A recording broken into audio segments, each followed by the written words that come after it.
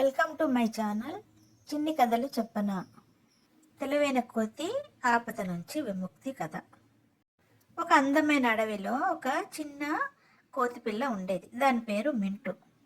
మింటూ చిన్నదైనా తెలివైనది కావడంతో ఎప్పుడైనా ఆపదలు వచ్చినా అడవిలోని జంతువులన్నీ కూడా మింటూ దగ్గరికి సలహా కోసం వచ్చేవారు. అలాగే మింటూ కూడా సమస్యను చాలా తెలివిగా పరిష్కరించేది, సహాయం చేసేది. ఒకరోజు హడావిడిగా జంతువులన్నీ కూడా పరిగెత్తడం కనిపించింది మింటూకి. మింటూ వాటిని ఆపి అడిగింది, ఏమైంది ఇలా పరిగెడుతున్నారు, ఏం ఆపద వచ్చింది అని అడిగింది.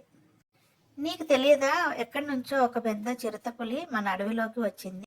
అది ఏ చిన్న జంతువులను కూడా వదలటం లేదు. నువ్వు కూడా పరిగెత్తు, ఇక్కడి నుంచి పారిపో అని సలహా ఇచ్చాయి మిగిలిన జంతువులు. అయితే కోతికి వెంటనే ఒక ఆలోచన వచ్చింది.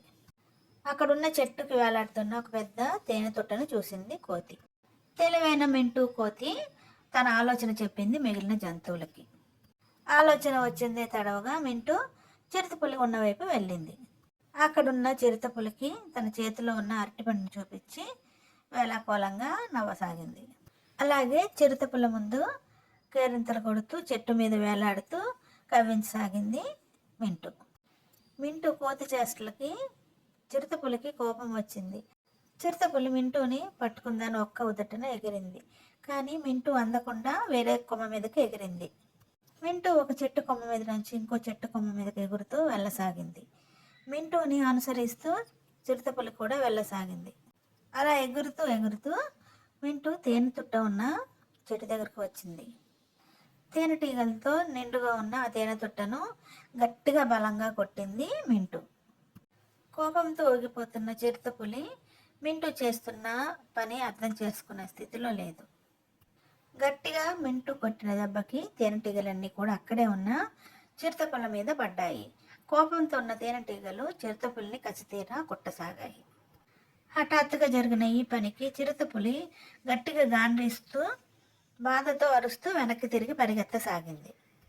అక్కడే చెట్ల చాటున దాక్కుని ఉన్న జంతువులన్నీ కూడా బయటకు వచ్చి అవి కూడా చిరుతపులిని వెంటపడి మరీ తరమసాగాయి. ఎవరిని కూడా ఎదుర్కొనే స్థితిలో లేదు చిరుతపులి. అక్కడి నుంచి పరిగెత్తడం ప్రారంభించింది. ఎక్కడి నుంచి వచ్చిందో అక్కడికే మళ్ళీ తిరిగి వెళ్ళిపోయింది చిరుతపులి భయంతో, బాధతో అక్కడి నుంచి. మింటూ కోతి ఎప్పట్లాగే మిగిలిన జంతువుల్ని ఆపద నుండి రక్షించింది. మళ్ళీ చిట్టి మింటూ కథానాయకుడు అయిపోయింది. చిన్న ప్రాణి అయిన తెలివితేటలతో, సమయస్ఫూర్తితో పెద్ద పెద్ద జంతువుల్ని కూడా రక్షించింది మింటూ. మరిన్ని చిన్ని కథల కోసం do like, share and subscribe my channel చిన్ని కథలు చెప్పనా.